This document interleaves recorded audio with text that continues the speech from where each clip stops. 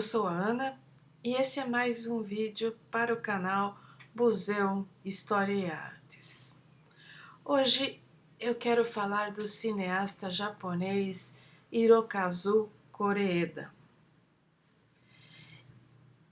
que tem já uma filmografia de respeito. Ele nasceu em 1962, então ele é praticamente meu contemporâneo, somos da mesma geração. E eu intitulei esse vídeo As Famílias do Hirokazu, porque até agora os filmes que eu assisti dele todos são sobre relações familiares. E eu já assisti 5 filmes dele que eu gostei muito.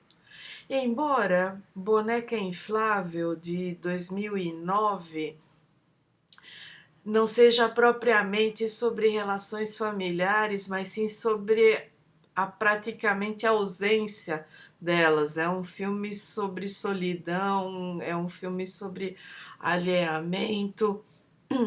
É um filme que meio que tangencia a sociedade japonesa.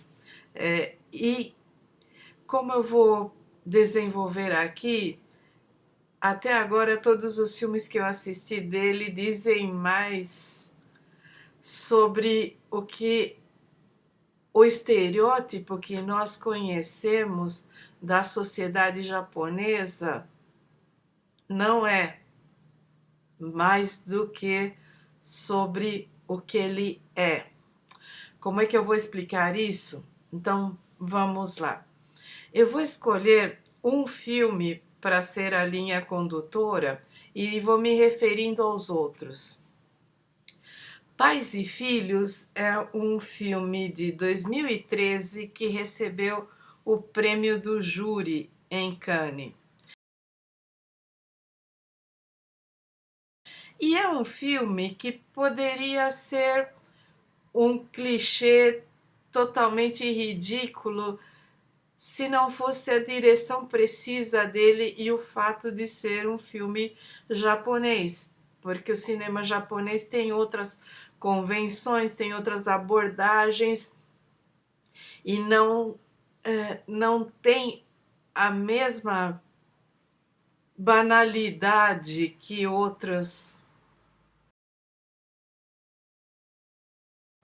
E não tem a mesma rotina de roteiro que o cinema dos Estados Unidos ou de países da Europa como o Reino Unido, a França ou a Alemanha, ou mesmo a Itália. Quer dizer, o cinema japonês tem suas peculiaridades e é isso que dá ao roteiro de Pais e Filhos, além da direção do Hirokazu, um aspecto diferente. O filme começa mostrando uma família que é o estereótipo que nós conhecemos da família japonesa moderna. O pai é um executivo que trabalha 60 horas por semana, que nunca está em casa, que quando está tudo tem que ser do jeito dele. A mãe é uma mulher apagada, servil, que cuida do filho com um denodo quase século XIX, e o menino é um menino estudioso, quietinho, e é pequeno, é um menino de 5 ou 6 anos. E ele está fazendo o vestibulinho para entrar no ensino, numa escola boa, e você está vendo se avolumar todos esses clichês da família moderna japonesa, em que o roteiro da pessoa já está traçado e em que ela tem que ser um sucesso, senão ela nem conta nessa sociedade. E o pai é todo exigente e ele tem uma empáfia no trabalho, a maneira como ele trata os outros colegas e, bom, até aí, né? Então eles recebem uma comunicação do hospital onde o menino nasceu pedindo uma reunião. E quando chegam à reunião, descobrem que os bebês foram trocados, que o menino não é seu filho. E aí começa a cair todo esse ambiente preconcebido, começa a ser virado do avesso. Porque a outra família, a família que recebeu o bebê deles, é uma família simples, tem uma lojinha na periferia, não mora num bairro bom, tem 3 filhos, é uma lojinha de bric-a-brac que vende comida, coisinhas, e o cara conserta aparelhos. Só que é uma família feliz. Eles não têm perspectiva, eles vão ficar nesse lugar social praticamente invisível na sociedade japonesa. Eles vão, mas o cara cuida dos filhos, brinca com eles, todo dia ele, como a loja é praticamente morta, né? Eles se viram do jeito que podem, ele pode sair, empinar pipa, fazer. Ele dá aos filhos uma atenção que o protagonista do filme considera um fracasso, considera supérflua, que ele não, ele é incapaz de dar.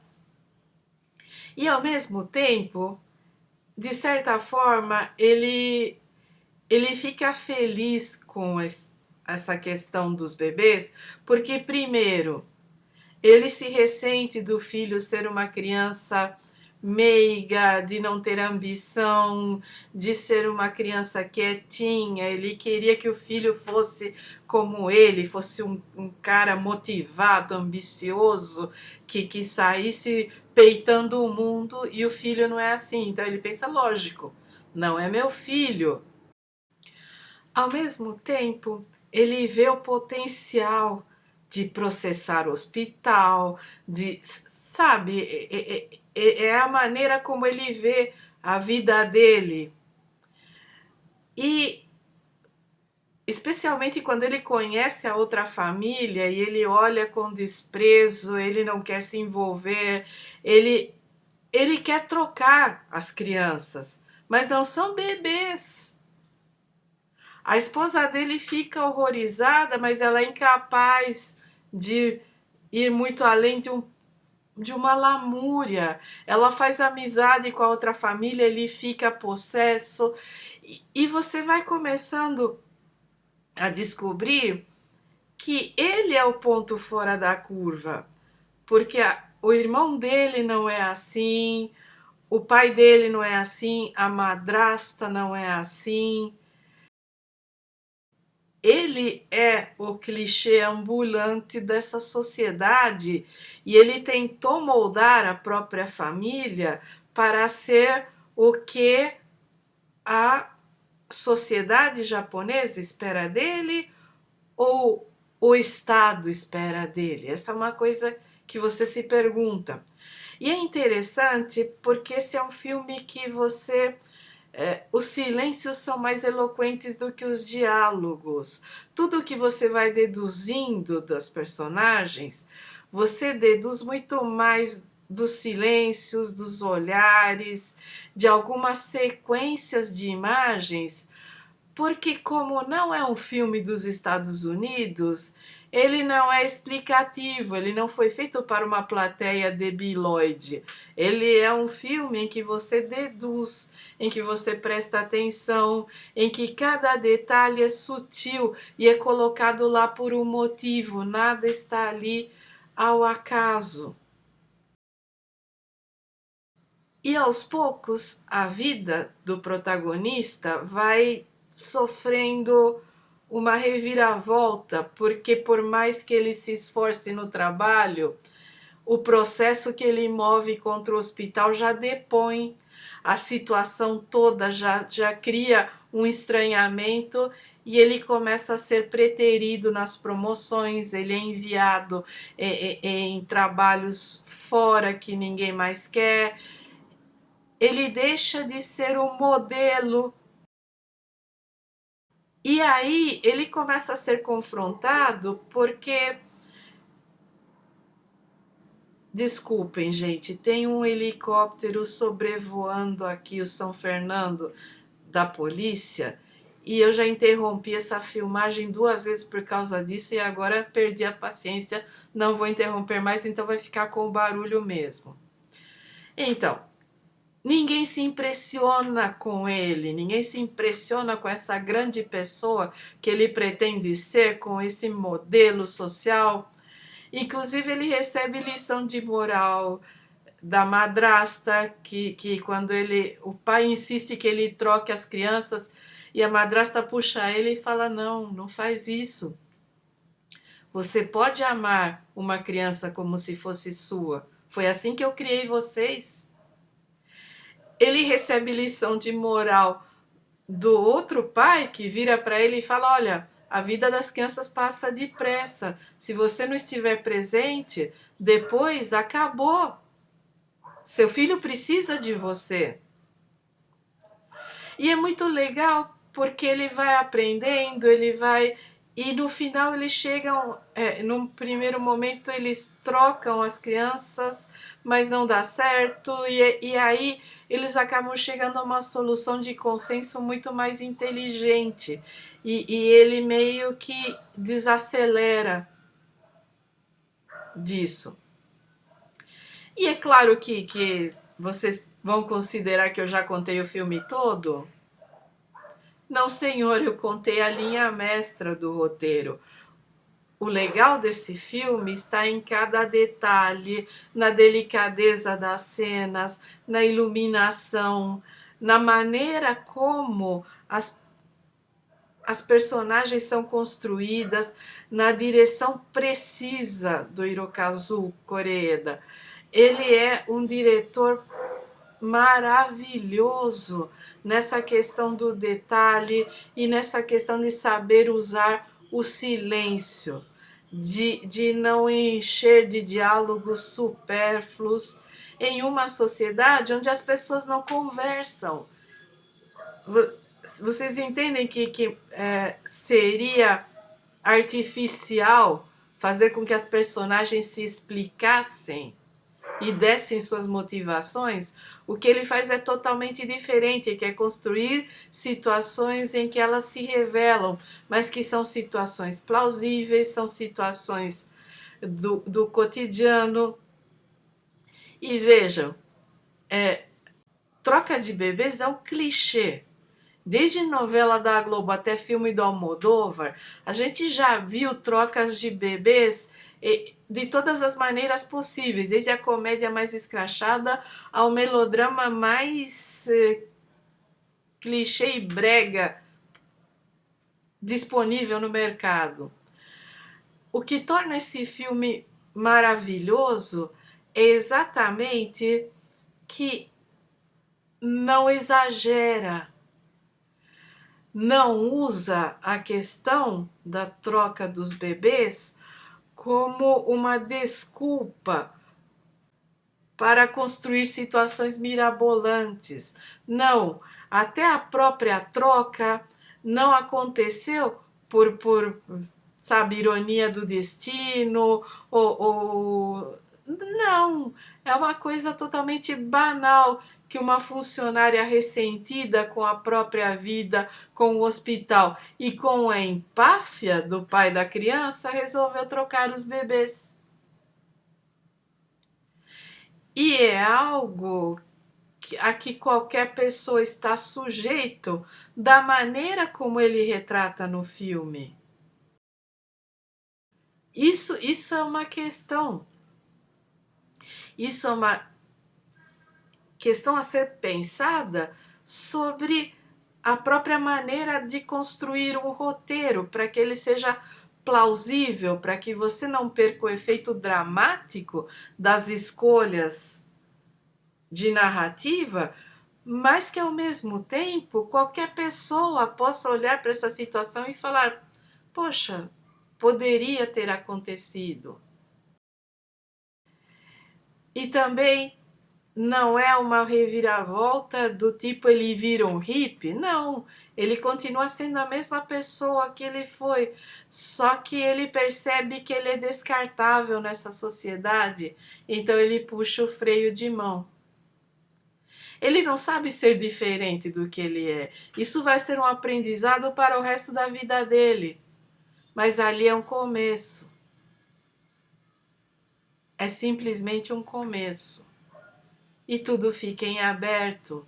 E você percebe que as situações vão desafiar essa família, essas duas famílias, pelo resto da vida. Elas vão estar ligadas, as crianças vão ter que ser, de certa forma, compartilhadas. Isso cria todo uma dobra temporal, se é que a gente pode dizer assim. Abre todo um leque de possibilidades que a gente não vai ver, que só pode intuir. E é isso que eu adoro nessa nova geração de diretores japoneses. E é claro, eu sou fã ao concurso e vocês sabem, se vocês acompanham o canal, do Kurosawa. Eu sou fã do Hayao Miyazaki, do Satoshi Kon, do... Gente, me fugiu totalmente o mangaka e diretor do Akira, que eu sou fã também. E é claro, né, do Tezuka. A gente tem uma série de referências do Japão que são muito presentes desde o tempo em que a TV Record passava animes e depois as outras TVs passaram também. A gente tem essa trajetória desde os anos 70.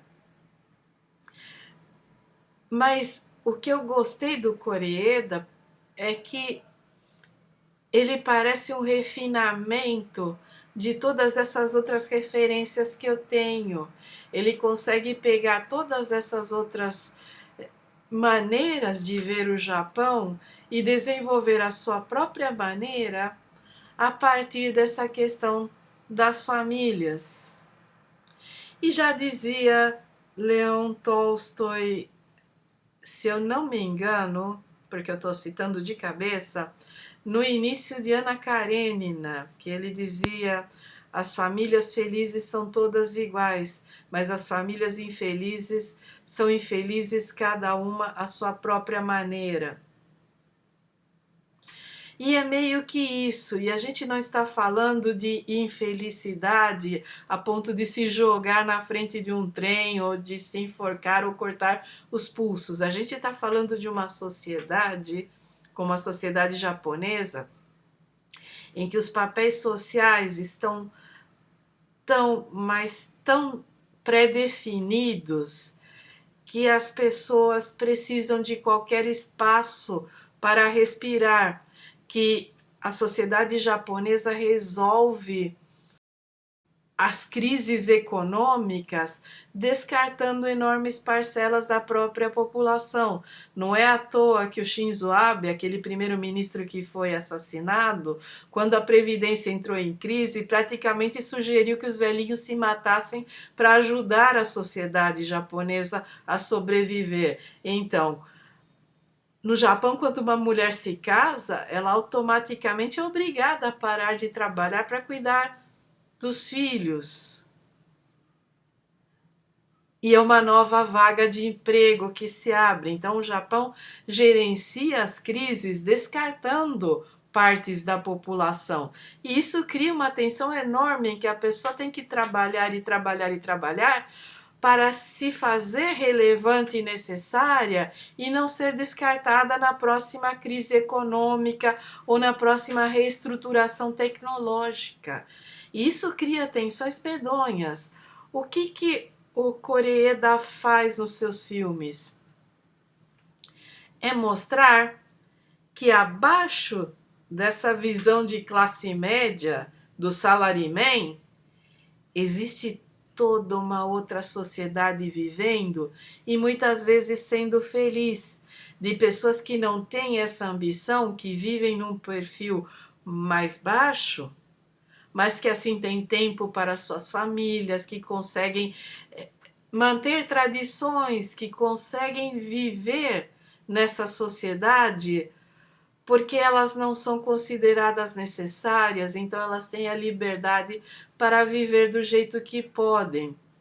E isso aparece, por exemplo, deixa eu ver, nossa irmã mais nova, de 2015, que mostra um pouco da vida rural, que é a história de três irmãs que no velório do pai, eu acho que é do pai, eu assisti há muito tempo e nunca mais consegui assistir de novo. Estou à cata de uma reprise por aí. E elas descobrem que elas têm uma irmã mais nova que elas não conheciam e chamam ela para passar um tempo e ela vai morar. E é um filme bucólico, sabe? Que parece aquelas casinhas da avó no interior dos estúdios Ghibli, em que elas fazem licor de ameixa. E é muito lindo, é muito delicado. E os conflitos e toda a história da família vai sendo retecida ali e ao mesmo tempo cada um vai trazer sua reflexão, suas lembranças, as memórias familiares para tentar construir aí um laço de família. E é um filme muito bonito que eu só assisti uma vez há anos atrás e me marcou. Eu acho que assisti esse filme durante a pandemia. E é isso que me deixou mais sensibilizada ao assistir. Mas existe também um assunto de família, ou assunto de família, dependendo de como você encontra a tradução na internet, que é de 2019 e que se está na programação. A maior parte desses filmes estão no Telecine Cult, da Globosat. Mas é uma história também de uma menina que pequena também, nessa faixa dos 5, 6 anos, que os pais têm problemas seríssimos, estão brigando e existe até violência doméstica, então ela sai andando de casa enquanto os pais brigam e ninguém vê. E ela é acolhida, o menino encontra e leva para casa e no momento parece que não, eles não querem se comprometer, é uma família que vive de golpes, de pequenos furtos, algumas das pessoas trabalham, mas outras não, e é tudo muito confuso, e eles moram na casa da avó. E com o passar do filme você descobre que tirando o casal, eles não são uma família, eles são uma porção de gente que se juntou pelas circunstâncias.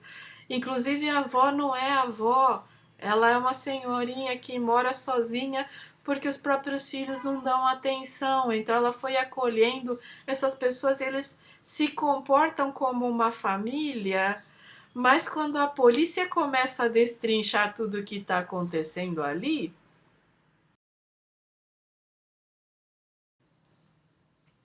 a coisa tem N reviravoltas, mas ao mesmo tempo, quando você chega ao final do filme, você sente que aquela família é muito mais autêntica do que muitas famílias de sangue, porque ela é uma família formada por gente rejeitada, que consegue reverter o escárnio e o abandono da sociedade, criando um microcosmo próprio. E é muito legal, é um filme muito bom, muito, muito interessante de se assistir exatamente por isso, porque ele transita entre o drama e a comédia, mas o Koreeda nunca perde a mão caindo no drama propriamente dito. Ele retrata o cotidiano, ele enche de detalhes sutis para que você deduza. Ele mostra que as pessoas à margem, muitas vezes, são incrivelmente complexas e interessantes, melhores de se perceber e estudar do que os estereótipos e os papéis predefinidos na sociedade japonesa. E aí a gente chega no último filme que eu assisti do Koreeda, que é Monster. Monster é de 2023. E se vocês quiserem uma análise muito boa dele, mas muito boa mesmo, vocês têm que ir a um dos meus canais favoritos aqui do YouTube, que é o Hora Thiago, em que o Thiago Guimarães é maravilhoso na análise de cultura pop, é um cara preparado e os vídeos dele são muito bem editados. Ele é um profissional, não é uma tiazona como eu, tá? E ele faz uma análise de Monster num vídeo de 2 semanas atrás, que foi quando eu comecei a repensar a filmografia do Koreeda e a pensar nesse roteiro aqui. E o vídeo se chama Quando um Filme Mente para Você, que é uma análise sobre quando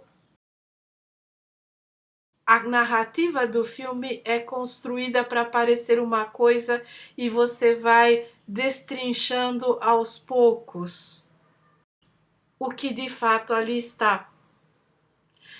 E ele coloca o Monster como exemplo já quase no final do filme e vai falar do efeito Rashomon. E vocês sabem que logo que eu comecei o canal, um dos primeiros vídeos que tem aqui, uma das primeiras lives que eu fiz, porque na época eu fazia um curtinho apresentando o filme e depois fazia uma live para falar, é exatamente sobre Rashomon do Kurosawa. Então, Monster é um filme em que você tem essas diferentes versões, em que você se aproxima da história sob diferentes pontos de vista. E é a história de duas crianças e de como as famílias as veem, a escola as vê e como elas realmente são.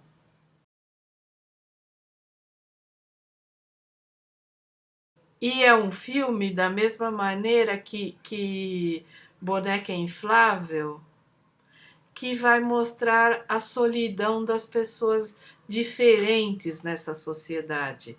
Que quando você não consegue estar em uma família que se afaste do papel social designado, quando você não consegue preencher as expectativas que essa sociedade pede de você e você passa a ser visto como diferente, como que a sociedade japonesa isola as pessoas, inclusive as crianças.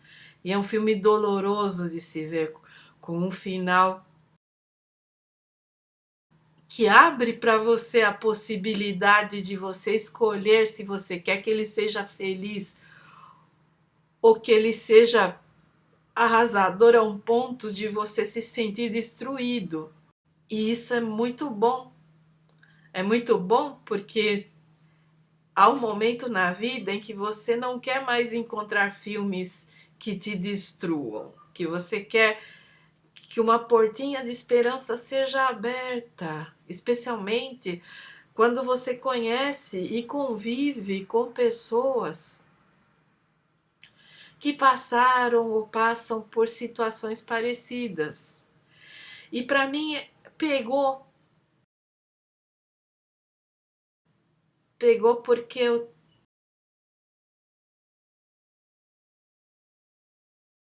há um mês mais ou menos, ou pouco mais de um mês, porque a minha noção de tempo ultimamente está ficando, já ficou distorcida por causa da pandemia, mas hoje eu não consigo mais. As semanas parece que se avolumam, mas eu acho que foi há um mês e meio um amigo nosso se matou. E exatamente uma pessoa isolada por não cumprir papéis sociais, por não corresponder à expectativa da família, era pouca coisa mais velho que eu e embora a gente não tivesse intimidade, porque ele se afastou há muito tempo, eu o conhecia há mais de 30 anos. E é uma coisa que fez com que eu olhasse para Monster com outro olhar. Fez com que muitas dimensões dessa narrativa se abrissem à minha percepção. E eu creio que o maior elogio que se pode fazer a um cineasta como o Koreeda, porque eu creio que a parte técnica é o que ele se propõe. Ele é excelente como diretor, ele faz o roteiro, ele produz, ele edita a maioria dos seus filmes, então o filme sai exatamente do jeito que ele quer. Vocês sabem que eu já falei aqui no canal várias vezes sobre a importância da edição, de como a edição faz toda a diferença, a edição e a montagem do filme. Então, o Koreeda é alguém que tem controle total sobre a própria obra. É alguém que tem essa parte técnica muito bem resolvida. Mas pensar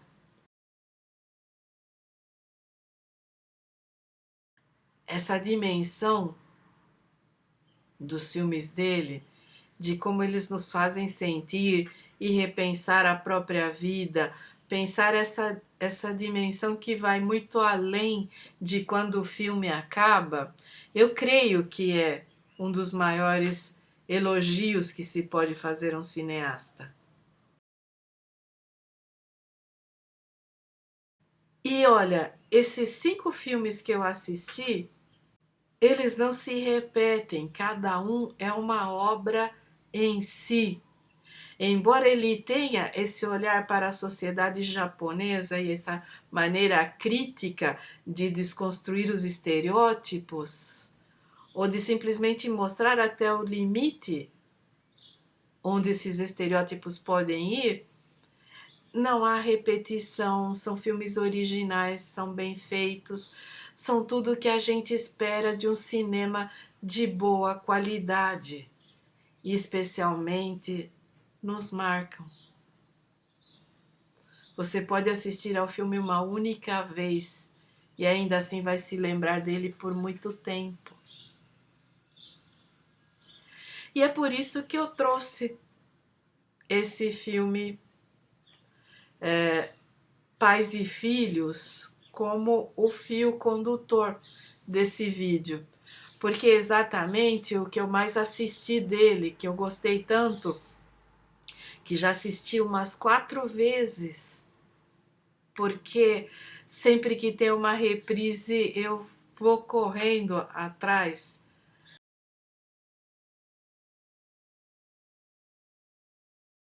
Porque toda vez que eu vejo ele me abre novas perspectivas, ele me faz pensar sobre situações, cada um dos filmes dele me fez pensar na nossa própria sociedade, me fez ir muito além do Japão do salaryman, ou das famílias marginais, ou das crianças solitárias. E é isso que eu espero do que eu considero cinema de qualidade, do que eu considero cinema bom. Porque afinal de contas, eu posso estar numa noite qualquer, no clima de assistir Thanksgiving, lá o feriado sangrento, e morrer de rir com esse terror trash ridículo, em que você já sacou quem é o assassino já no início do filme, e eu posso estar em um momento mais reflexivo e apreciar em todas as suas dimensões um cinema dessa estatura, dessa qualidade como o do Koreeda. É importante que a gente tenha mais referências, é importante que a gente vá além do que simplesmente nos é oferecido, que a gente aprenda a garimpar na indústria cultural, porque às vezes a gente se surpreende. E se souber procurar, as surpresas podem ser sensacionais e estão bem ali. E é isso. Esse foi mais um vídeo para o canal Museu História e Artes. Cuidem-se muito, cuidem dos outros, pensem, sejam humanos. Talvez nesses tempos terríveis seja a última coisa que nos reste. Um grande abraço e até a próxima.